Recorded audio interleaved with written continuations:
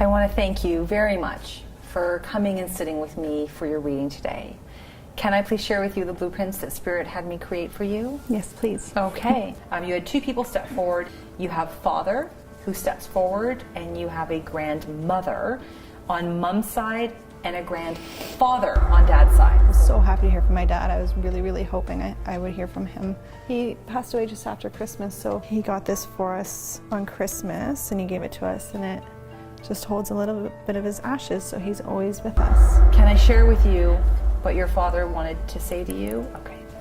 Was he gentle? Was he a very, like, I don't want to say soft-spoken, because I feel like he's a man of few words. It's Yes. more action versus words with him. Absolutely. Yeah. Okay, so he actually comes in very quietly into your essence, non-invasive. I'm going to say if there was like a party situation, does not need to be the center of the party.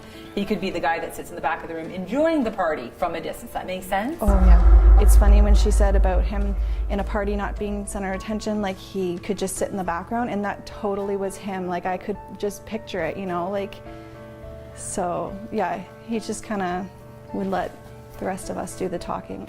He says that he sees your inner light, your inner sparkle.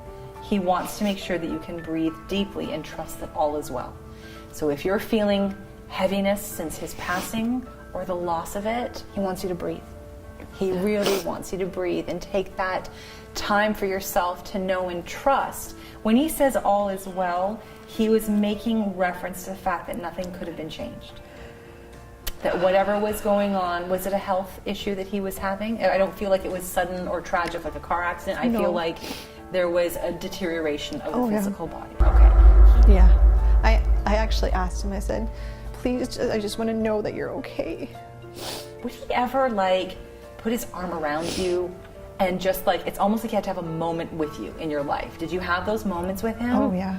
Okay, because he's doing that again where he's like, it's like if there was a crowd of people, it's like he just knew that he could take you and cocoon you, or anyone for that matter that he wanted to have a moment with, and it'd be like, this can all be going on around us, but we're having our time. Yeah. So he is doing that again for you. He's wrapping his arm around you, saying in that moment, and he's got his head down. Like it wasn't like what it was about out here. It's like, let's focus on what needs to be talked about, and then we're going to move through that. I could picture him doing it, and not just with me, but with my cousins. Like I have various girl cousins, and I could just picture him hugging them and just saying, like, he'd take the moment to say, I love you, and like to make sure you really knew, like, you know, I love you, like just, and he really would just like embrace you and make sure that you understood. He says that you feel pain intensely sometimes, that you hold this pain and emotional sadness in your heart as if it was your own. So even the loss of this, it's like it is pooling into your essence from everybody else as well who's been suffering from this. That you're carrying the load is what he's saying. Does that make sense? Yeah, especially in this past year. I feel like my heart hurts for my mom, and my heart hurts for other people who have dealt with death of a spouse and family members, and I just wish I could take that pain away. He then wanted to welcome your grandmother forward, so he was kind enough to open that space for her to step forward, and she now steps into your essence. She was asking to be your guardian angel. I wondered if my grandma would come through. I've really missed her, and it feels good to know that she's there. She's referencing a boy around you, and the boy was standing behind your legs. Okay? Oh, really? Yes, so I'm not sure, and I try not to go into fertility or for children, but she was referencing this son. She says he's there ready, waiting for you when you're ready. Really? So if you're planning another child at some point in time, I don't know, that's really personal to you, she's saying that he is there and that he's just hiding behind your legs waiting for the right time. Wow, that's... Okay, does that make sense? Yeah, it would be great. I never would expect to have a boy because we've produced all like girls in our family, so to have a boy would totally be different, I think. So now we have grandfather on dad's side. You've said that he is still alive, but he was coming with your grandmother together. So even though they're not married, they were sharing that space with each other.